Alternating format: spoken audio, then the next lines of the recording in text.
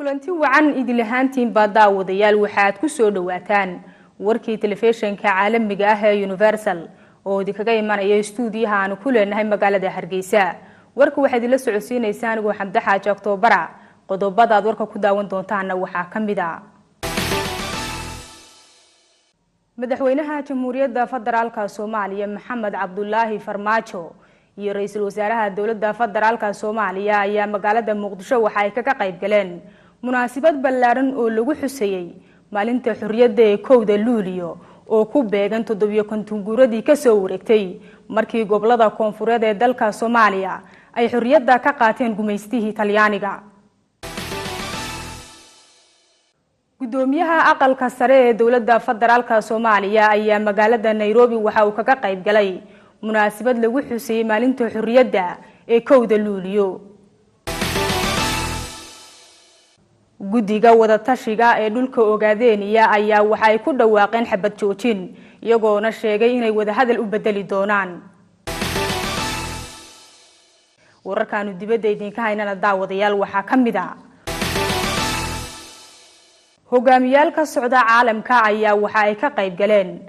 aaska ra'iisul wasaarihii hore ee dalka Jarmalka kaasi oo lagu xasuusanayo midayntii labada Jarmal.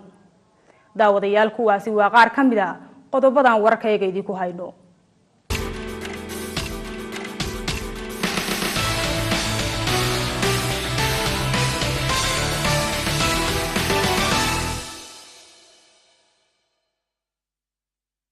mar kale kulanti wanaagsan idil ahaantiin baa daawadayaal waxaad ku soo dhawaataan warkii oo fidsan. madaxweynaha Jamhuuriyadda Federaalka Soomaaliya Mudane Maxamed Cabdullaahi Farmaajo iyo ra'iisul wasaaraha dawladda Federaalka Soomaaliya ayaa magaalada Muqdisho waxa ay kaga qayb galeen munaasabad ballaaran oo lagu xuseeyay maalinta xurriyadda ee 1 Luulyo oo ku beegan 7 guuradii ka soo wareegtay markii gobolada koonfureed ee dalka Soomaaliya ay xurriyadda ka qaateen gumeystihii Talyaaniga iyo sidoo kale maalinta midowga labada gobol ee koonfurta iyo waqooyiga. faafahinta warkani waxaa magaalada Muqdisho inooga soo diray wariyahayaga Maxamed Cabdinaasir Ayaanle. 1 Luulyo ayaa ah markii ay si rasmi ah gobolada koonfureed ay xorriyadda uga qaateen gumeystihii Talyaaniga sanadkii 1960 oo ay midoobeen gobolada waqooyi koonfur. sanad kasta bishan oo kale waxaa loo dabaaldegaa munaasabada isxiga waxaana la yiraahdaa toddobaadka xorriyadda Soomaaliya. munaasabad lagu maamuusay 1 Luulyo ayaa lagu qabtay aqalka dawladda hoose Xamar. madaxweynaha dawladda Federaalka Soomaaliya Maxamed Cabdullaahi Farmaajo, ra'iisul wasaaraha xukuumadda Soomaaliya Xasan Cali Kheyre,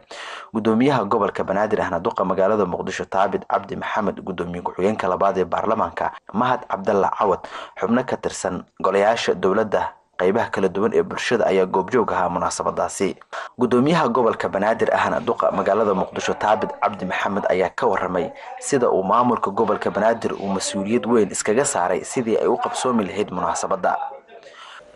1 Luulyo waxay u taagan tahay midnimadeena, wada jirkeena, xurrinimadeena iyo sidoo kale israaceena ay u taagan tahay. sababtoo ah dal kasta waxa uu leeyahay maalintiisa. waxa hubanti ah dal kasta wuxuu leeyahay taariikh iyo munaasabad oo uu ku faano ama uu xuso. sidaa darteed toddobaadkan waxaa lagu naaneysaa toddobaadkii Soomaalida oo ka soo bilaabantay 26 Juun ilaa iyo 1 Luulyo oo aan caawada joogno. taasoo ah 26 Juun oo loo dabaaldegay xurriyaddii gobolada waqooyi iyo 27 Juun oo ayadana loo dabaaldegay walaalaheena ee Jamhuuriyadda dalka Djibouti iyo sidoo kale caawa oo 1 Luulyo loo dabaaldegayo aan xurriyaddii gobolada koonfureed iyo sidoo kale israaci gobolada waqooyi iyo koonfureed. sidaa darteed maadaama dal walba uu intaa leeyahay waxay Soomaalidu ay xaqiiqo u ah in dadka Soomaaliyeed ee isbuucan lagu naanayso isbuucii Soomaalida meel kasta dabaaldegayo. waxaan caawa hubaa Soomaali kasta meel kasta ay joogaan in ay u dabaaldegayaan mashxaradeynayaan munaasabadan qiimaha leh ee weyn ka badan. gudoomiye ku-xigeenka labaad ee baarlamaanka Mahad Cabdalla Cawad ayaa ka mid ahaa mas'uuliyiintii khudbadaha ka jeediyay munaasabadaasi. ra-iisul wasaare xukuumadda Soomaaliya Xasan Cali Qirre ayaa tilmaamay in calanka iyo ciidda Soomaaliyeed ay dad badan naftooda u hureen. waxaan rabaa inaad ogaataan in dad Soomaaliyeed ay u jeedeen wax iyaga ka macno weyn waqtigaas, inay naf iyo maal iyo dhiig u bixiyeen si annagu aan u helno noloshan maanta xorriyadda ah. waxaa la rabaa qof walba Soomaaliyeed markaa inuu caawa isweydiiyo, ma aha muxuu dalkayga ugu tari karaa, maxaan anigu dalkayga ku tari karaa. waxaan xasuusanaynaa walaalaheennii uu ka mid ahaa Axmed Gurey, Sayid Maxamed Cabdulla Xasan, Faarax Omar, Sheekh Bashiir, Sheekh Xasan Barsame Xawataako iyo walaalaheennii SYL. waxaan mar walba xasuusan doonaa walaalkeen Tima Cadde, Xaaji Aadan Afqallooc iyo walaalkeen Cali Sugulle. waxaan weligeen xasuusan doonaa dabayshii caafimaadka qabtay oo wadatay xorriyadda oo nooga timid gobollada waqooyi. madaxweynaha dowladda federaalka Soomaaliya Maxamed Cabdullaahi Farmaajo isna ka hadlay munaasabadda ayaa hambalyo u diray ummadda Soomaaliyeed, dhinaca kalena sheegay in dowladdiisu ay ka shaqayn doonto sidii Soomaaliya ay u noqon lahayd mid la timaado horumar iyo xasilooni buuxda. walaalayaal, waxaa sharaf iyo farxad ii ah inaan caawa halkan aan idinku soo dhoweeyo, idiina soo gudbiyo hambalyada 1 Luulyo 2017. gaar ahaan dadkii gobonnimada u soo halgamay, wixii ka nool iyo dhammaan ummadda Soomaaliyeed meel kasta ay joogaan. waxaan kaloo halkan hambalyo iyo bogaadin ugu soo dirayaa dhammaan qaybaha kala duwan ee ciidamada qalabka sida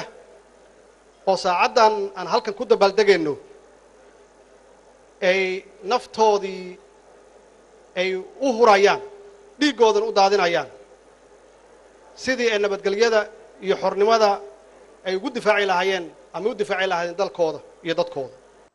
saacadda markay soo dul istaagtay 12 saqda dhexe ama 6 saac waxaa si rasmi ah loo taagay calanka Soomaaliya, waxaana barbar socday dabaaldega munaasabadda ridista rasaasta bololeerka. Maxamed Cabdinaasir Ayaanle, Universal TV, magaalada Muqdisho. madaxweynaha dowladda federaalka Soomaaliya Maxamed Cabdullaahi Farmaajo ayaa waxa uu maanta ubax dhigay taalooyinka lagu xasuusto halgamayaashii kaalinta weyn ka qaatay maalinta xorriyadda ee 1 Luulyo. faafahinta warkani waxaa Muqdisho inooga soo diray wariyahayaga Cabdicasiis Ibraahim Axmed Okey. madaxweynaha Soomaaliya Maxamed Cabdullaahi Maxamed Farmaajo ayaa xirmooyin ubaxa waxa uu waabarigii hore ee saake uu dhigay taalada caanka ee daljirka daahsoon ee magaalada Muqdisho munaasabadda 1 July awgeed markay isku midoobeen gobollada waqooyi iyo kuwa koonfureed ee dalka Soomaaliya sanadkii 1960 oo ay ka soo wareegatay 57 sane ayaa munaasabadaasi maamuuskeeda awgeed waxaa taalada caanka ee daljirka daahsoon xirmooyin ubaxa dhigay madaxweynaha dowladda federaalka ee Soomaaliya Mudane Maxamed Cabdullaahi Farmaajo.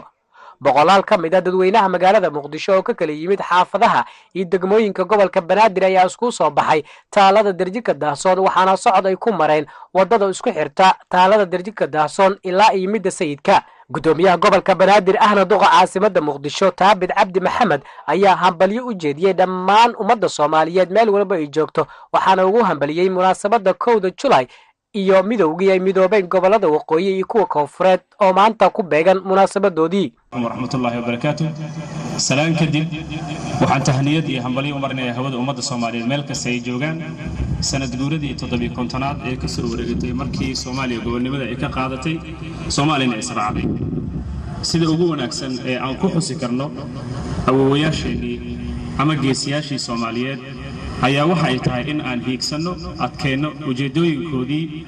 oo ahaa kuna salaysnaa Soomaaliya oo midaysan, Soomaaliya oo xor ah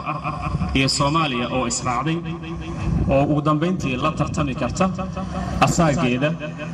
iyadoo sharaf iyo karaamo caalamka kula tartamayso. waxaan ugu dambeyntii leeyahay waxaan u mahad celinayaa mahad gaar u jeedinayaa ciidamada qalabka sida oo harar iyo habeen noo taagan.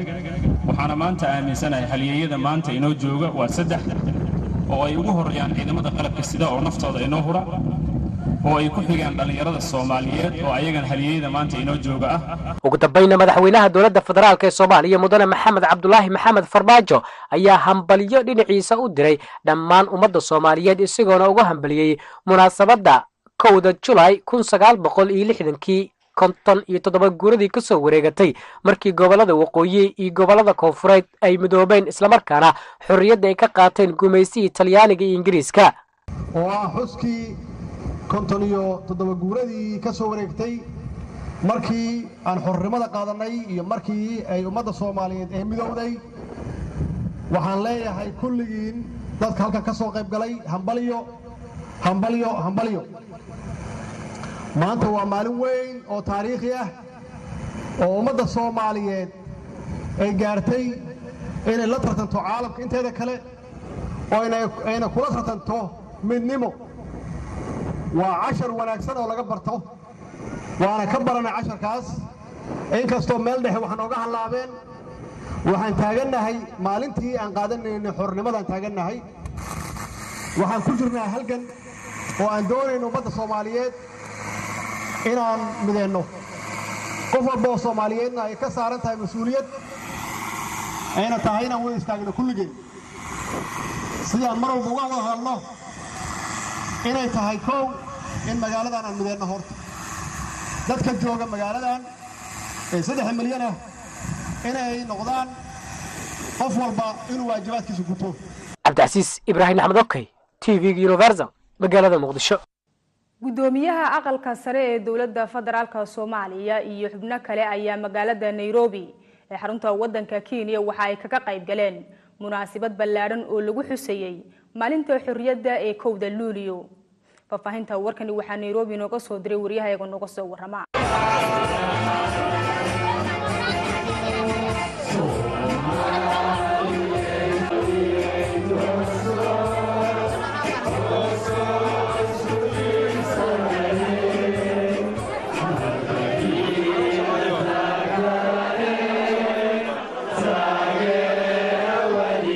munaasabadani lagu xusayay 1 Luulyo oo ah markii gobolada koonfureed ee Soomaaliya ay xorriyadda ka qaateen gumaystigii Talyaaniga isla markaana ay Soomaaliya midowday ayaa xalal lagu qabtay xaafadda ay Soomaalidu degtay Islii ee magaalada Nairobi waxaana ka soo qayb galay munaasabadani mas'uuliyiin kala duwan oo ka tirsan dowladda federaalka Soomaaliya oo ay ka mid yihiin gudoomiyaha aqalka sare Cabdi Xaashi Cabdullaahi wasiirka cadaaladda Xasan Xuseen Xaaji siyahayaha xilka safaaradda Soomaaliya ee dalkani Kenya Cali Maxamed Sheekh Cali Bagadi xildhibaano iyo qaybaha kala duwan ee bulshada Soomaaliyeed ee ku nool dalkani Kenya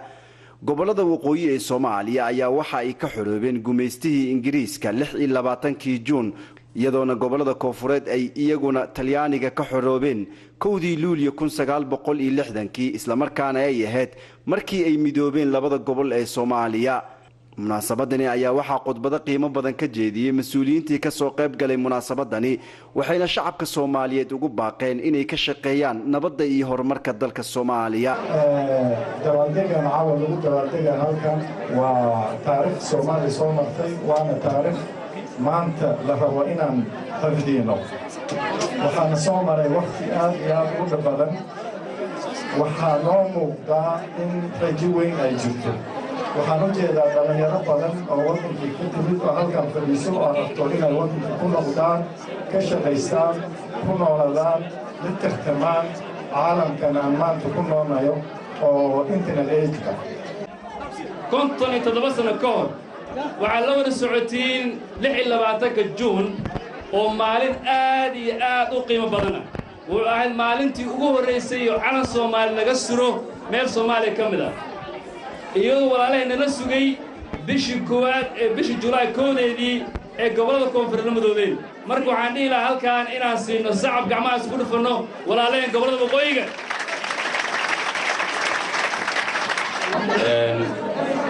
mudanayaal iyo marwooyin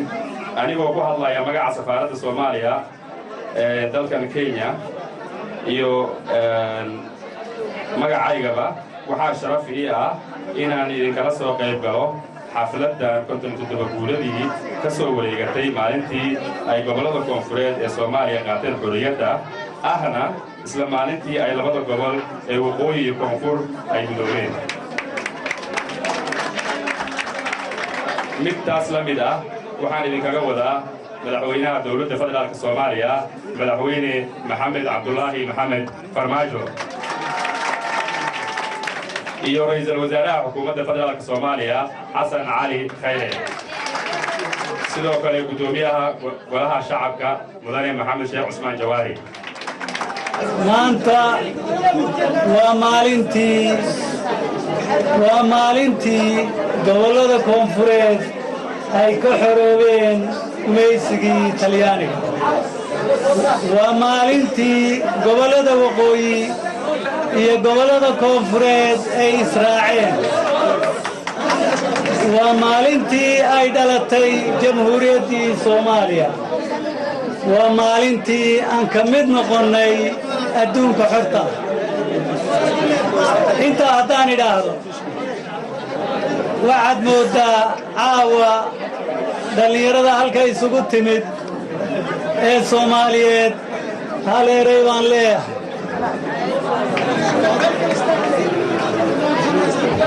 waxaan isleeyahay dhallinyarada soomaaliyeed waxaa dalkeennan dhigta ugu weyn u geystay waa qabyaaladda dhallinyarada waxaan leeyahay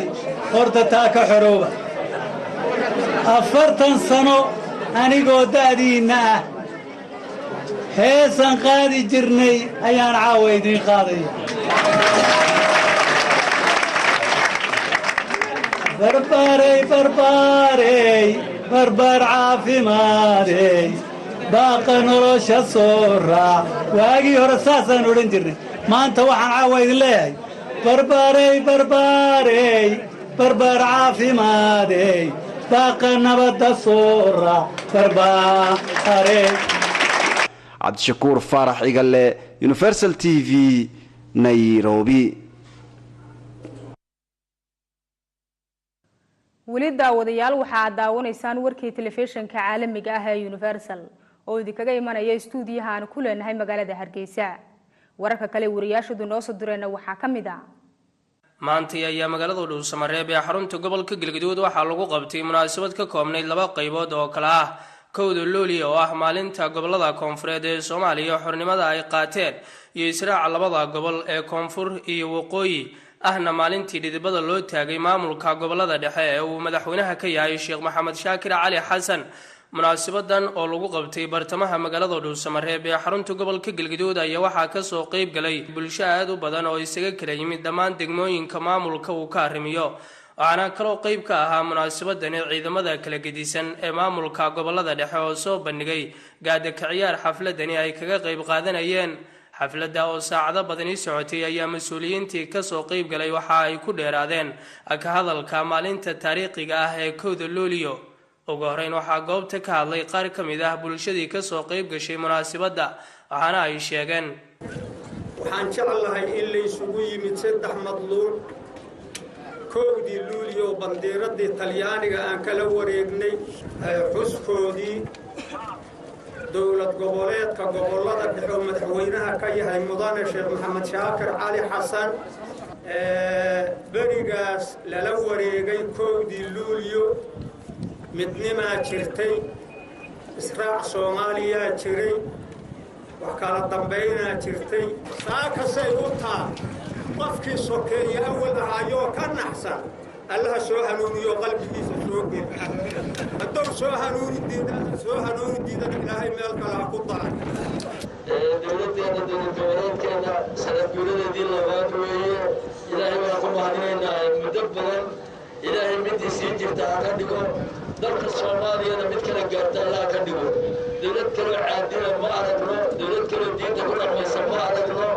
ilaahay iyo rasuulkiisa iyo awliyadiisa waxaan weydiisanaynaa dalka soomaaliya dowladdan ilaahay inuu kala gaarsiiyo Sheekh Maxamed Shaakir Cali Xasan oo ah madaxweynaha maamulka gobolada dhexe ayaa isna dhankiisa hambalyo u diray shacabka Soomaaliyeed taasi oo ku aadanayd xafladeynta maalinta xornimada ay qaateen gobolada koonfur iyo sidoo kale israaca labada gobol ee koonfur iyo waqooyi isagoo intaasi kadib ka hadlay waxqabadkii uu qabsoomay maamulka gobolada dhexe maadaama maanta ay u dabaaldegayaan sanad guuradii labaad ee ka soo wareegatay maamulka inta dhidibada loo aasaasay waxa weeye markii Soomaaliya labadeedii qaybood ay midoobeen calankii Soomaaliyana laga kortaagay ciidda korkeeda asagoo lagu midaysan yahay koonfur iyo waqooyi labadiiba munaasabadii yacni dowlad goboleedka gobollada dhexe ay dhalatay maanta waa 2 sano jirsatay labadii sano ayaa u bilaabatay iyo sanadkii saddexaad baa u bilaabanaya waxaan rajaynaynaa sida labadii hore aan ugu soo dhammaysanno amni iyo istiqraar iyo ujeeddo wanaagsan waxaan rajaynaynaa kuwa kalena sidaas oo kaleeta inay noogu socdaan waxaa kaloo uu diyaariyey maamulku ciidamada nabad sugidda oo iyaguna amniga qayb weyn ka qaadanahaya kor joogtaynaya degmo walba ilaalinaya khalkhal wax alla wax ku keenahaya amniga kala dambaynta dhowraya kuwaasina waa diyaar waad aragteen cutub ka mida oo hortiinna marahayay waxaad ogtihiin degmooyinkoo dhan xarumo waxbarasho oo lacag la'aan ah ka furan xarumo waxbarasho iskuulaad lacag la'aan ah meelo lagu xareeyo agoomaha oo lacag la'aan ah dugsi lacag la'aan ah oo aan dadka danyarta ah ay ku kulansan yihiin oo aan iska bixin karin fiiga macallinka maxamed cabdiweli tooxow telefishinka caalamiga ah ee Universal Dhuusamareeb guddiga wadatashiga ee dhulka Ogaadeniya ayaa maanta kulan ay ku yeesheen magaalada Nairobi waxa ay ku dhawaaqeen xabad joojin iyagoona sheegay in xabadda ay ku bedeli doonaan wada hadal faafahinta warkani waxa Nairobi nooga soo diray wariyahayaga Cabdishakuur Faarax Igalle kulankani oo ah mid ay isugu yimaadeen guddiga golaha wadatashiga iyo badbaadada Soomaalida Ogaadeniya ayaa maanta ka dhacay magaalada Nairobi waxaana kulankani looga hadlayay aayaha Soomaalida Ogaadeniya waxaana guddigii soo qaban qaabiyay kulankani ay ku dhawaaqeen xabad joojin iyagoona sheegay in xuquuqda ka maqan ay ku raadsanayaan qaab nabad ah waxayna cid walba oo wax tabanaysa ugu baaqeen inay yimaadaan miiska wada hadalka biyaal waxaynu nahay dhalinyaradii golaha wadatashiga iyo badbaadada Soomaalida Ogaadeniya sida ku cad magaca aynu qaadanay 26 bisha Abriil 2017 ujeedkeenu wuxuu ahaa inaan badbaadino shacbiyadeennii halgalkeennii iyo gobonnimadeennii oo intaba ku dhacday god dheer una gacan gashay koox aan u naxaynin ayaan waxaan go'aansanay inaynu ku soo duuno shahadeedii wadadeedii iyo rabitaankeedii kana turjino shacabkii 8 milyan ee Ogaadeniya ahayd aynu inagu gelinay dagaalka inteenu gelinay waliba aynu kaga soo cararnay inaynu dib afkaartii khaldantay inagu aynu dib u saxnaba ujeedkeena iyo hadafkeena iyo golahan ujeedada rasmiga ee loo aasaasay macnaha waa inuu dib u soo celiyo wadatashiga ummadda ee gacanta ka baxay oo cid waliba ay lahaanshaheeda lahayd ay ku dadaashay dhiigii u hurtay maal ay u hortay maskax ay geliyeen abaalkoodiina laga dhigay in la dhaho ama waxaan raba yeel ama waxba ma tiid taana macnaha waxaan filayaa inayna bulshada u qalmin sidaa daraadeed macnaha bulshada reer Ogaadeniya oo kala duwan qaybaheeda kala duwan haday hooyooyinka yihiin haday odayaasha yihiin iyo haday cid waliba tahay waxaan rabnaa inay miiskan ay golaha wadatashiga ay ka qayb qaataan oo ka mid noqdaan mar haddii halganka shacabka Soomaalida Ogaadeniya ahaa mid qori iyo qalin isu kor saarayeen waxaa maanta aanu joojinay qorigii waxaanu ku bedelay qalinkii annagoon xuquuqdanadii ka tanaasulin dabar aad iyo aadna waad mahadsantihiin ugu dambeyn golaha ayaa soo saaray shir jiraa'id oo ay kaga hadlayaan xabad joojinta waxayna sheegeen inay qaban doonaan dhawaan shirweyne u dhaxeeya dhammaan shacabka reer Ogaadeniya badbaadada Soomaalida Ogaadeniya lana magacaabay guddi ku meel gaar ah oo ka kooban 9 xubnood waxay guddigu gudagaleen gudashada waajibaadkoodii shaqo oo ka koobnaa 2 qodob 1 diyaarinta nidaam hufan oo ay guud ahaan bulshada gobolka wada degta kaga tashadaan danahooda iyo midnimadooda 2 abaabulka shirar wada tashi kuwaas oo lagu dejinayo qorshe cad oo lagu badbaadinayo jiritaanka ummadda haddaba muddadii koobnayd ee golahani jiray waxay guddigu xooga saareen la tashiga qaybaha kala duwan ee bulshada sida odayaasha hooyooyinka culimaa udiinka iyo aqoon-yahanka ka soo jeeda gobolka. arrimaha ugu muhiimsan ee ay guddigu bulshada wax ka weydiiyeen waxaa ka mid ahaa qiimeynta marxaladan qallafsan ee lagu jiro qiimeynta marxaladan qallafsan ee ka jirta gobolka, taas oo uu keenay dagaalka hubaysan ee muddada dheer ka socda gobolka iyo nidaamka halgan ee ururka ONF, gaar ahaan dirirta hubaysan ee tan iyo bishii 1994 ka aloosan gobolka, xilligaas oo ku beegnayd xilligii ay ururka ONF iclaamiyey xabadda. kulamadaas iyo isaragyadaas waxaa diiradda lagu saaray faa'iidada laga gaadhay xabadda ama laga filayo in laga gaadho mustaqbalka dhow, iyo waxa lagu waayey oo ay ugu horeyso inta ay naf galaafatay, hanti ku luntay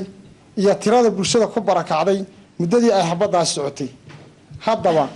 goluhu isagoo ka duulaya natiijada ka soo baxday kulamadaas iyo wada tashiyadaas, sidoo kalena tixgelinaya rabitaanka guud ee bulshada gobolka, wuxuu go'aansaday sidan soo socota. 1. in aan gebi ahaanba joojinno dhinacanaga dagaalkii hubaysnaa een muddada dheer ku jirnay, kuna bedelno in hab nabadeed aan ku raadsanno xuquuqda iyo aayaka tashiga ummadda. 2. waxaan ku wargelinaynaa naftoodurayaasha hubaysan ee inta dagaalka la geliyey lagaga baxay in ay joojiyaan xabadda. cabdishakuur faarax igale, Universal TV, Nairobi. madaxweynaha dowlad deegaanka Soomaalida Itoobiya mudane Cabdi Maxamuud Cumar iyo sidoo kale mas'uuliyiin kale oo ka tirsan dowlad deegaanka Soomaalida Itoobiya ayaa magaalada Jigjiga waxay ku soo dhaweeyeen wafdi uu hogaaminayo madaxweynaha maamulka Jubbaland Axmed Maxamed Islaam. faafahinta warkani waxay noo soo diray wariyahayaga Aalaba nooga soo warramay magaalada Jigjiga. madaxweynaha dowlad deegaanka Soomaalida Itoobiya mudane Cabdi Maxamuud Cumar ayaa garoonka diyaaradaha ee magaalada Jigjiga ku soo dhaweeyay madaxweynaha dowlad goboleedka Jubbaland ee Soomaaliya mudane Axmed Maxamed Islaam. soo dhaweyn kadib madaxweynaha dowlad deegaanka Soomaalida Itoobiya mudane Cabdi Maxamuud Cumar iyo madaxweynaha dowlad goboleedka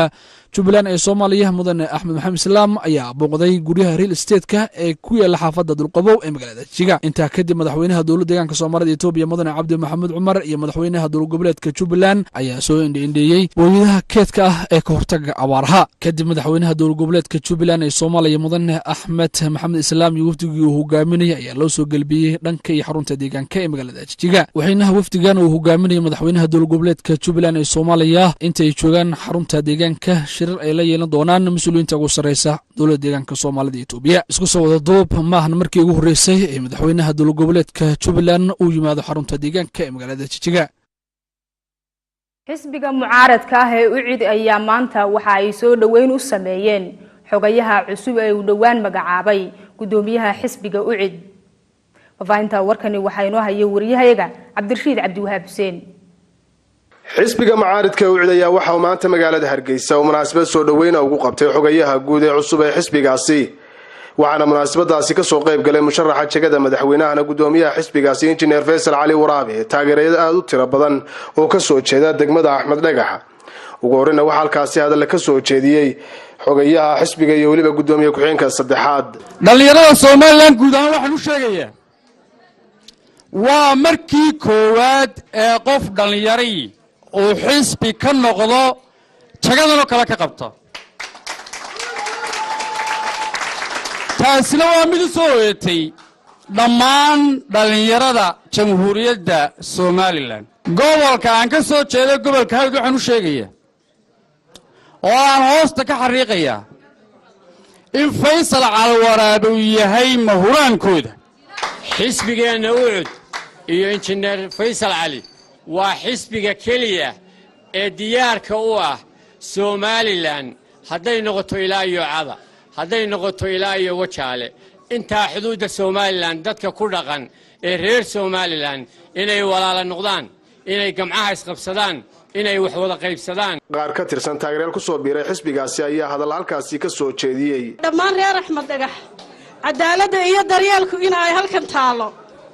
ee aydan meel kale u labalabayn leeyin qoloba ay hayb kale iyo xulufaysi iyo gaashaanbuuraysi isticmaalayso faysal wuxuu isticmaalayaa waaryaha somalilanay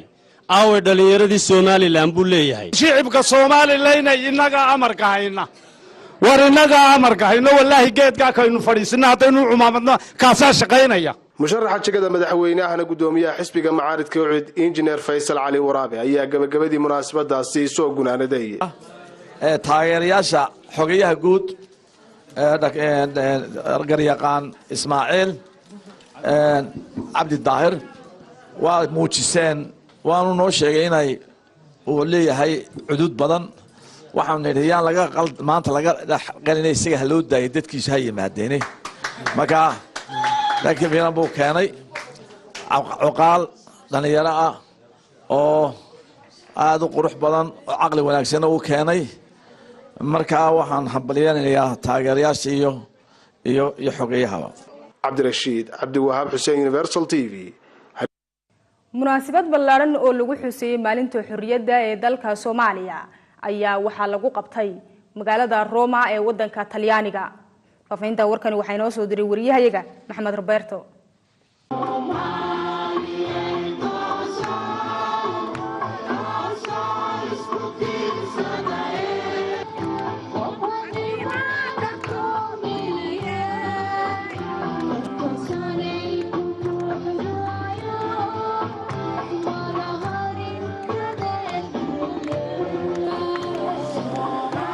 munaasabad lagu xusayo 750 guurida ka soo wareegtay 1 Luulyo iyo 26 Juun oo ah maalmaha xornimada Soomaaliya iyo siraaca gobolka Waqooyi iyo Koonfur ayaa lagu qabtay magaalada Roma ee dalka Talyaaniga iyadoo xafladan ay ka soo qayb galeen qaybaha qalbigiisa ee dalka Soomaaliya ee dalka Talyaaniga madaxa safaaradda Soomaaliya iyo marti sharafka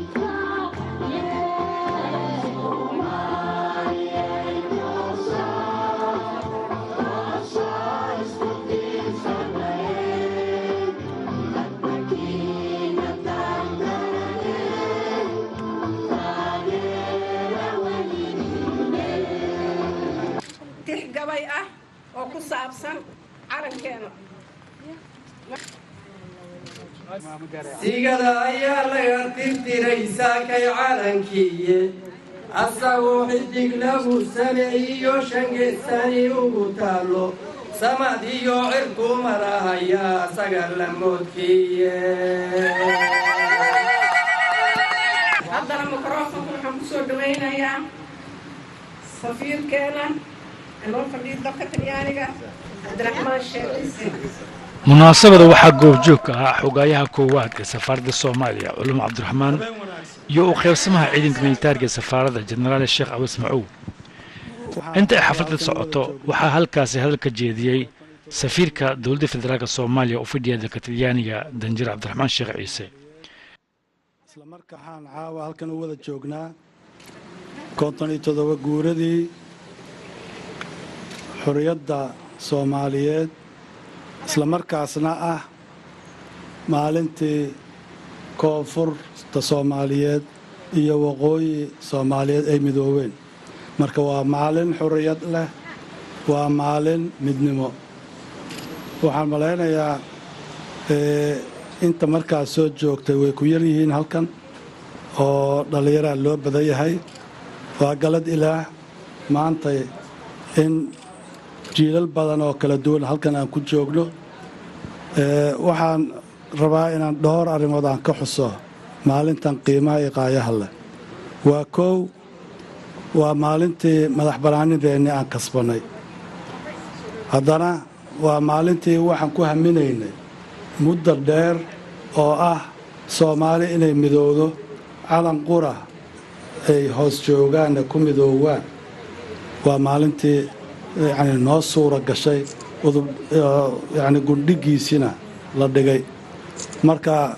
xus weynay naga mudan tahay. ma aha keliya Rooma, magaalooyin kala duwan ee dalka Talyaaniga sidaasaa looga xusayaa. sidoo kale ayaan isleeyahay qaramaha kala duwan ee adduunka